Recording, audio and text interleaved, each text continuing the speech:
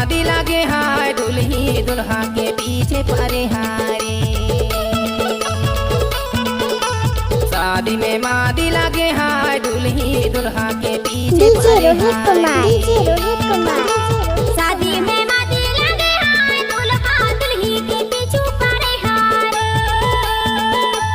शादी में मादी लगे हाय दुल्हा दुल्ही के पीछे परे हारे। पीछे परेगा यार पीछे परे हाय दुल्ही दुल्हा के पीछे परे हारे। पीछे परेगा यार पीछे परे हाय दुल्ही दुल्हा के पीछे परे हारे। शादी में मादी लगे हाय दुल्ही दुल्हा के पीछे परे हारे। शादी में मादी लगे हाय दुल्ही दुल्हा के पीछे परे हारे।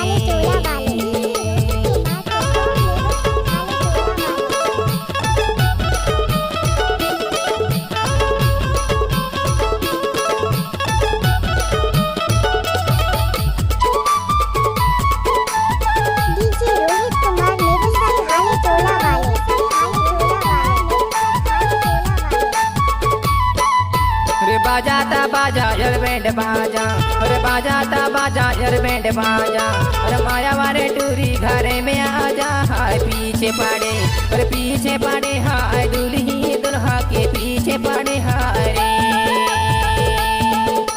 शादी में मादी लगे हाय दुल्ही दुल्हा के पीछे पड़े हाय रे। शादी में मादी लगे हाय दुल्ही दुल्हा के पीछे पड़े हाय रे।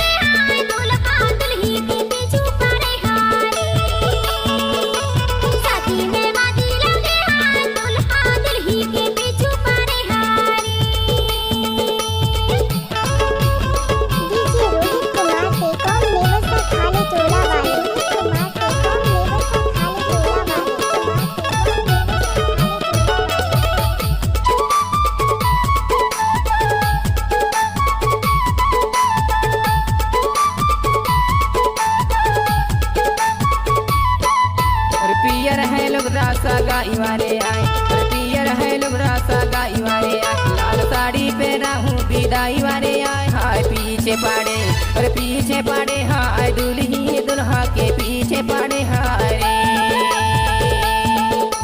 शादी में मादी लगे हाय दुल्ही दुल्हा के पीछे पड़े हाय रे। शादी में मादी लगे हाय दुल्ही दुल्हा के पीछे पड़े हाय रे।